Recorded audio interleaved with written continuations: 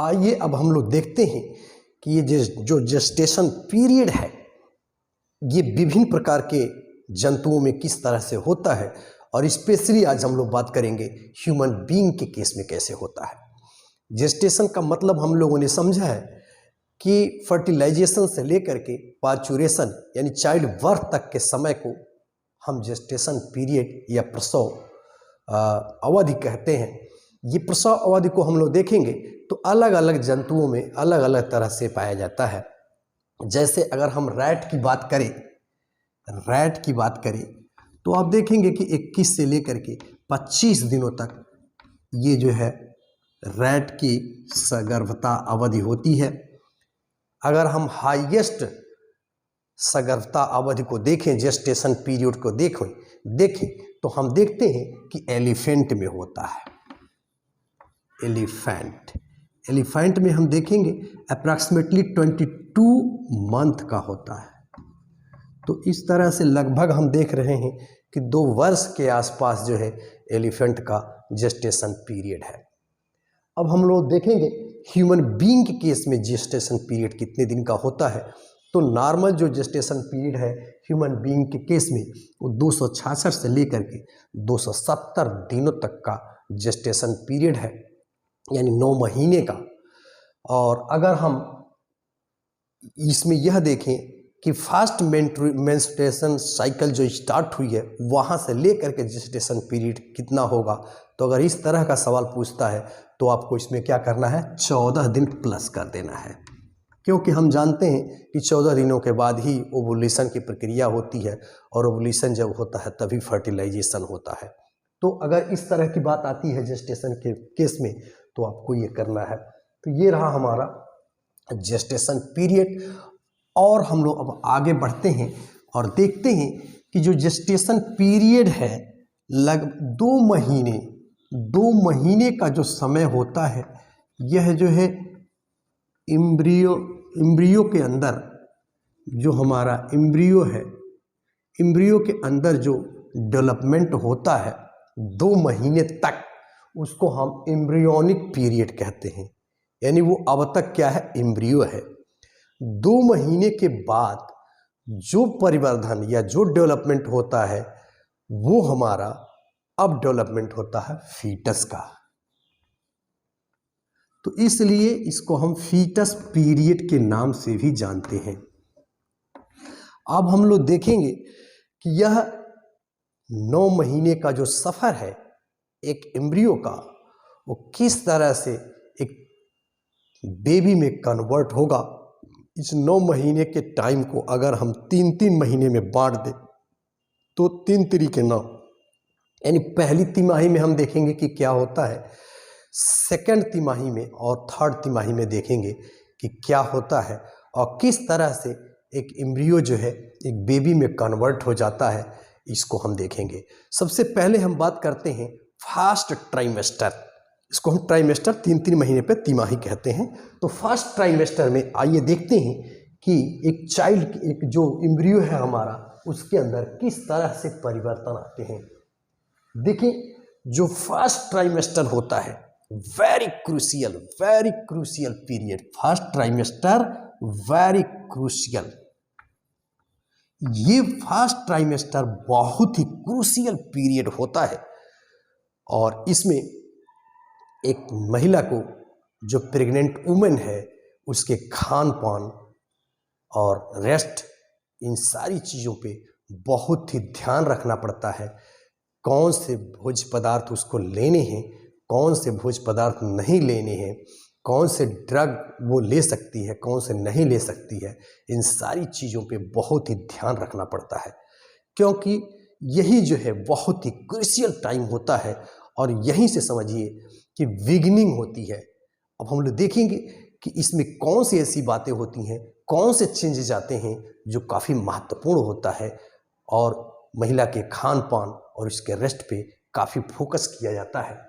देखिए ये first trimester जो होता है, इसमें कौन कौन सी चीज़ें बनती हैं। सबसे पहली जो घटना होती है वो न्यूरल ट्यूब फॉर्मेशन होता है, यानी नर्व का न्यूरल सिस्टम इसके अंदर बनता है। लेकिन जो एनसीईआरटी का कहना है उसमें आप देखेंगे कि सबसे पहली जो चीज़ यहाँ बनती है हार्ट।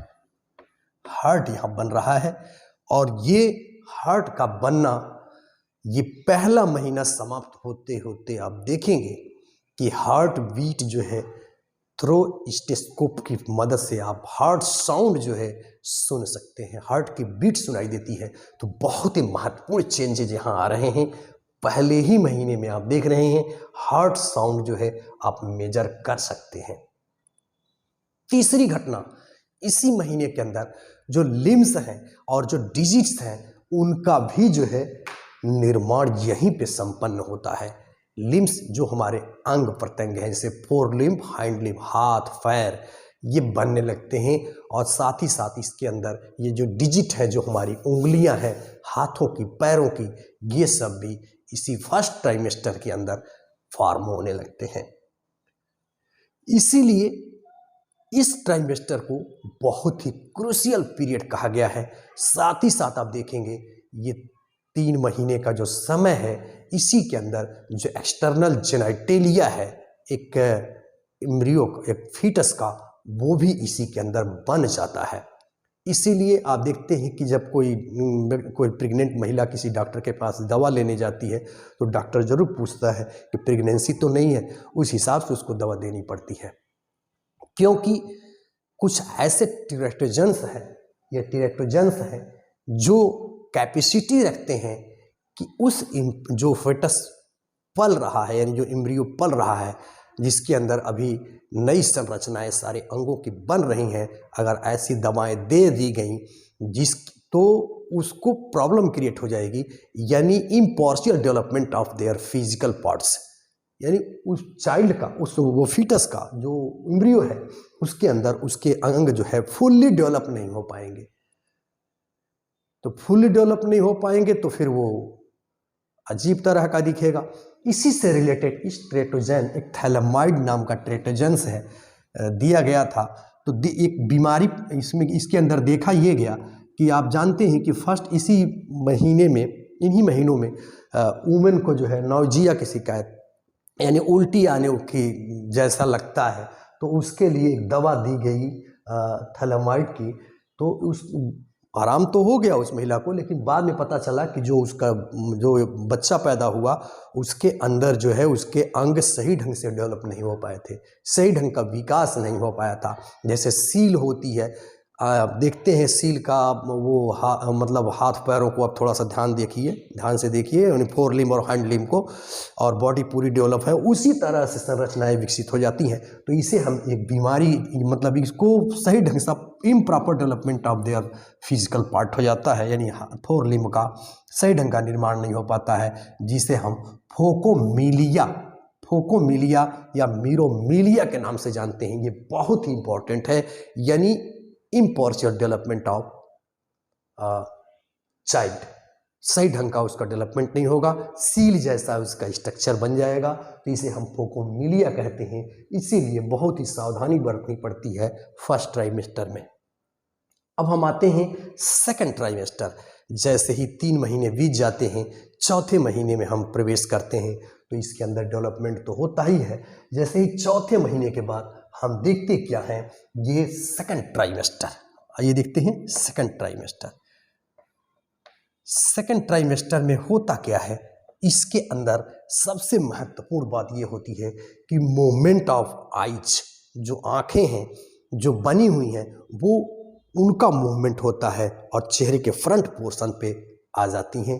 ये परिवर्तन इसके अंदर होता है।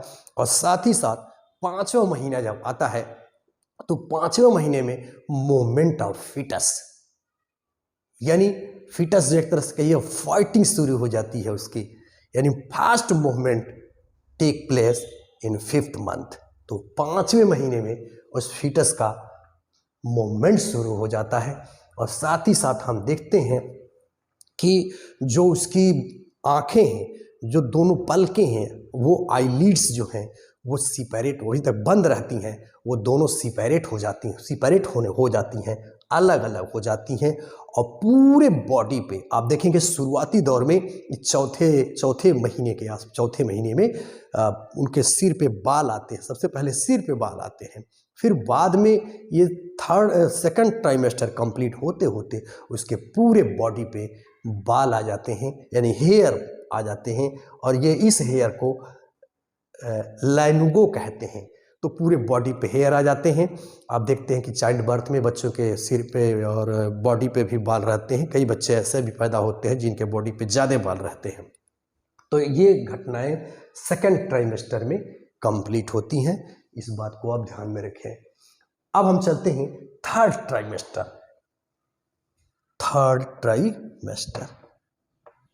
तो देखिए सेकंड ट्राइमेस्टर तक अंगों का फुल्ली डेवलपमेंट तरह से हो जाता है।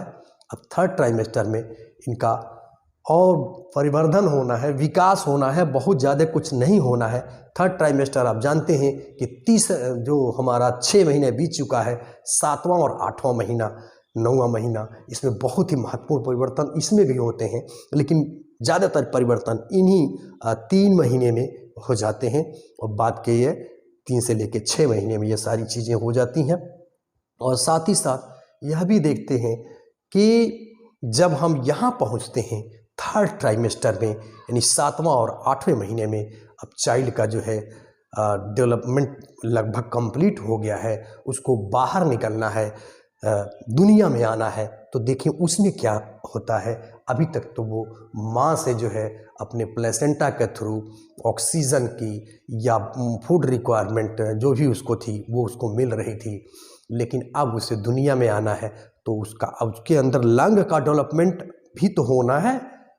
लंग होता क्या है, ब्रोंकियोल्स गेटिंग रेडी। अब उसके अंदर जो ब्रोंकियोल्स हैं, जो पल्मोनरी सर्कुलेशन होना है, उसके लिए अब ये तैयारी शुरू हो जाती है। ब्रोंकियोल्स फुल्ली डेवलप हो जाते हैं।